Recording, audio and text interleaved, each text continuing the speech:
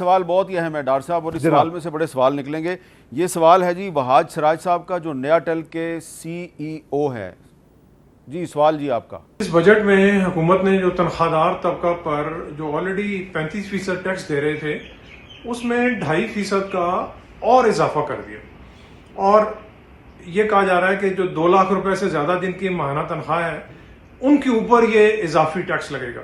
तो जनाब वाला पाकिस्तान में इस वक्त तो 32,000 रुपये माहाना तो मिनिमम वेज है, और एक जो यूनिवर्सिटी का ग्रेजुएट 3 या 4 साल एक्सपीरियंस के बाद वो बड़े आराम से 2 लाख रुपए की प्राइवेट सेक्टर में तनख्वाह ले रहा होता है।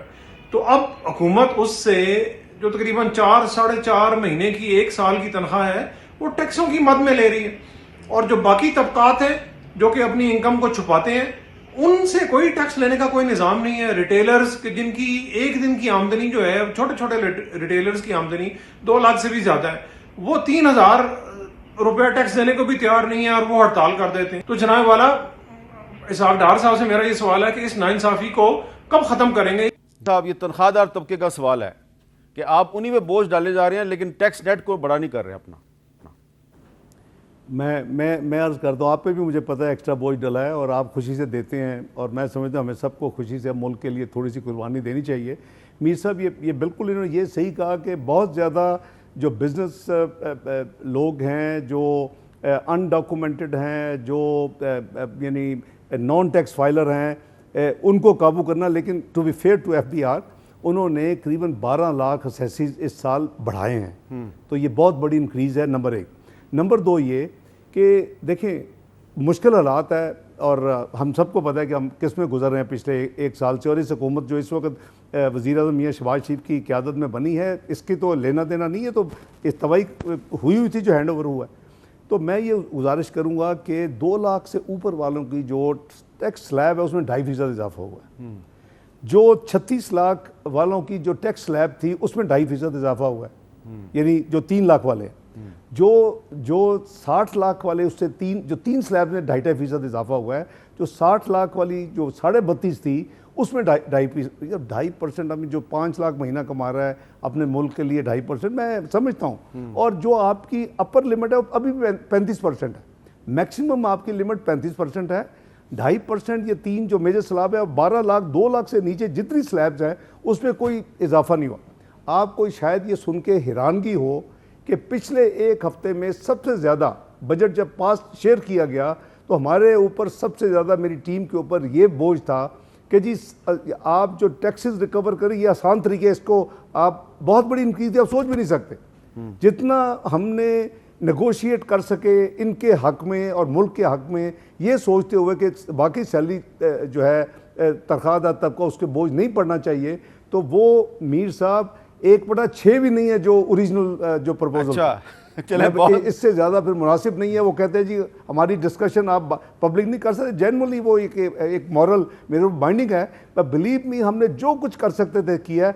ये टोटल सैलरीड क्लास का, ऑल तो बड़े वो बहुत बड़े दे द रेगुलर पेयर, आप उसमें शामिल हैं।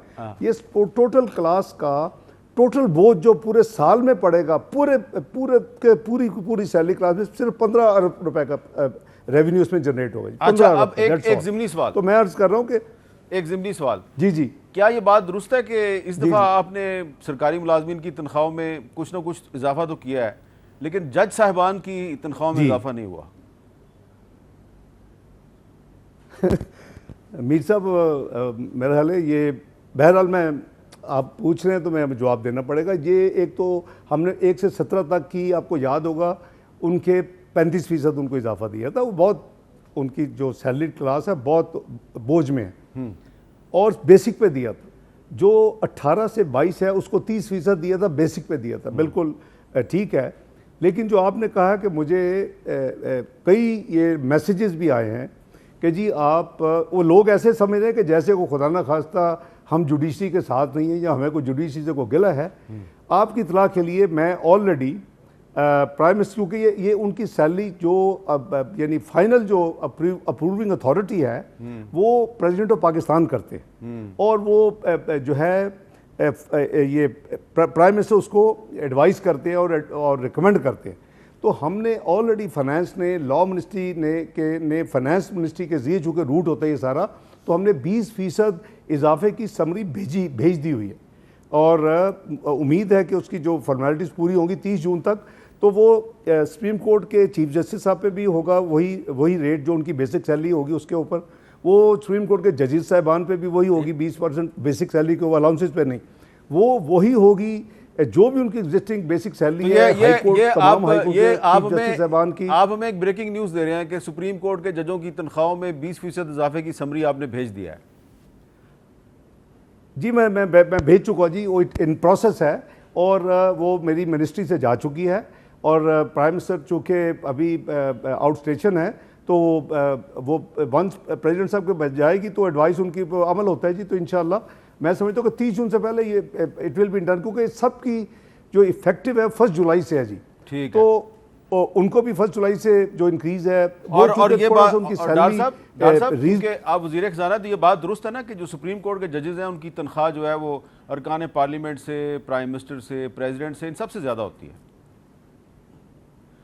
इसीलिए इस इजाफे को as compared to common man, क्योंकि उनका तो हमने किसी का इंक्रीज़ नहीं किया, आपको पता ही है, लेकिन as compared to common man हमने 30-35 नहीं रखा, 20%। उनको भी बेसिक का 30% दिया 18 से 22, जो उस 18 से नीचे 1 से 17 उनको 35 बेसिक का, और इनको 20% बेसिक का जो समरी मैंने भेजी है जी।